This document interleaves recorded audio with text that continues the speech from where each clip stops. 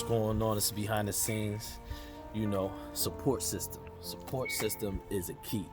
Michael Adams started his business Second Chance Services 12 back in October when he got out of jail, but he said none of it would be possible without a support system. I've been through some troubles in my time, so I came back, and this is the Second Chance's support system. Derek Rizzo really, supported me in the situation.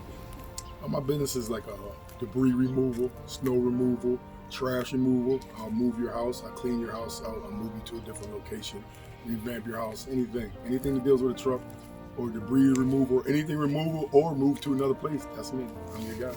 When my second chance came is when I got out and knew that I couldn't be a repeat offender again.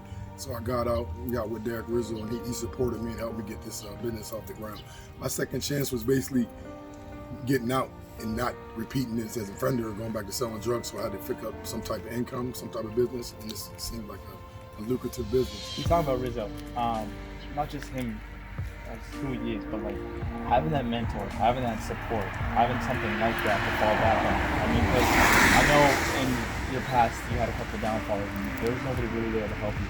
But having that support, what was that like for you? He always been there for me for years. Always been there for supporting me, whether it be just talking to me financially, mentally, spiritually. He always been there for me. But just him being there this time, he told me, you're getting older now. If you continue to do what you've been doing, you'll die in the prison.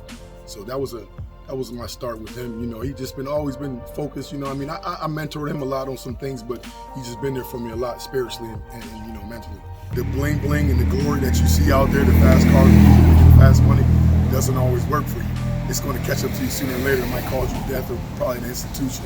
So my word for them always would be is to seek a higher power, whether you be whatever religion you are, seek a higher power and focus on your family and getting yourself focused on being productive in society legally instead of trying to do the fast money way. It's never going to work. When you were incarcerated, what was the support like in there? Was there any, did anybody try to teach you a skill or try to motivate you or try to help you not want to come back to this, or what was that like? There's a lot of older guys in there to help you, try to lead you to the way, but I was an older guy and I was already incarcerated previously. So I knew what I had to do.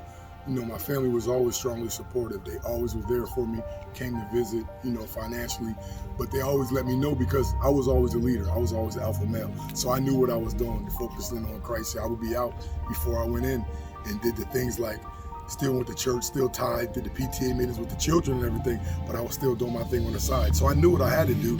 It's just me being even older, being hard-headed and thinking I still can manipulate the system, which it will catch up to you sooner or later. In this business that you have, what does it mean to you? Besides, bringing in I'm just happy, man, to have the LLCs and the contractors license, for businesses. It's just happy to be legal, be sober, don't use it no more. It's just a great feeling to be happy and have support system.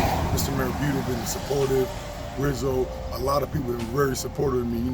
Mr. McQuillan, Tom McQuillan, a lot of people have been really supportive. And just to be legally and not have to look over your shoulder and be positive and sober is just a great thing now. Mr. Rizzo came to me and said, look, I have an individual that I've known a long time that I want to mentor, and can you help us out? Do you have work for him?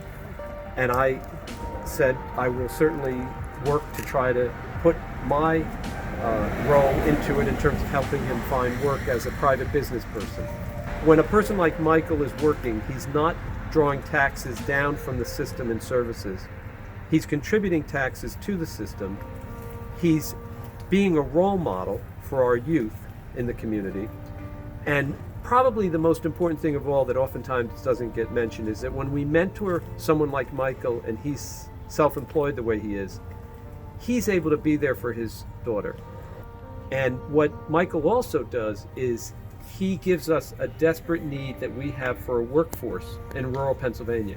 One of the biggest impediments to economic growth in rural Pennsylvania is that we don't have a workforce. Sometimes we don't recognize that the support is there, whether it's a loving family, a wife, a husband, a significant other. We don't always recognize it, but the reality is we all have supports. We all stand on the shoulders of other people. Michael is someday going to be the person that people are going to stand on his shoulders, because when they come out of prison, he's going to be able to talk to them and he's going to be able to work with them and mentor them. So we're investing in ourselves, we're investing in our community when we invest in Michael.